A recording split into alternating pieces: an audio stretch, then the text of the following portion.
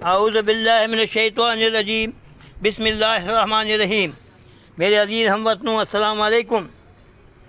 یہ ایک باپ اور بیٹے کا قصہ ہے۔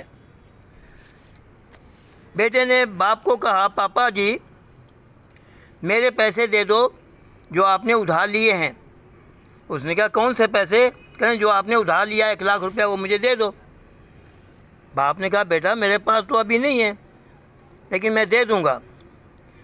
بیٹے نے کہا نہیں مجھے آپ تاریخ بتاؤ۔ اس نے کہا بیٹا میرے پاس نہیں ہے، میں کیسے کیا کروں، میں دے دوں گا۔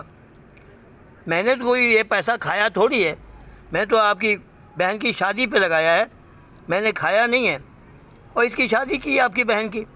انہوں نے کہا مجھے بہن سے کوئی مسئلہ نہیں ہے، آپ میرے پیسے دو۔ خیر وہ بات لوگوں میں پڑی، ہمسائے آ گئے، انہوں نے پوچھا کیا بات ہے بھائی؟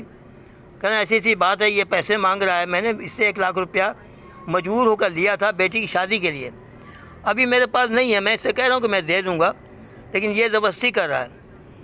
جب ان کے بس کی بات بھی نہیں رہی تو وہ اس کے دیہات کے گاؤں کے مکھیا کے پاس لے کے گئے، جو ان کا سب سے بڑا ہوتا ہے، اس کے پاس لے گئے۔ انہوں نے کہا جی ٹھیک ہے، چودھری کے پاس لے گئے۔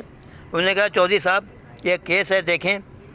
تو انہوں نے پوچھا بوڑھے آدمی سے جی کیا بات ہے؟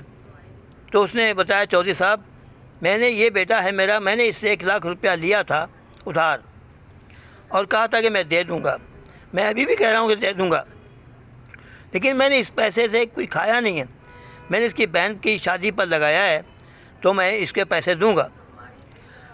تو وہ جو چودھری صاحب تھے کہنے لگے دیکھو تم بہت بدنصیب انسان ہو کہ تمہاری بہن کی شادی پہ اس نے لگایا ہے، یہ بوڑھا آدمی ہے کہاں سے دے گا، کیا کرے گا، مزدور ہے۔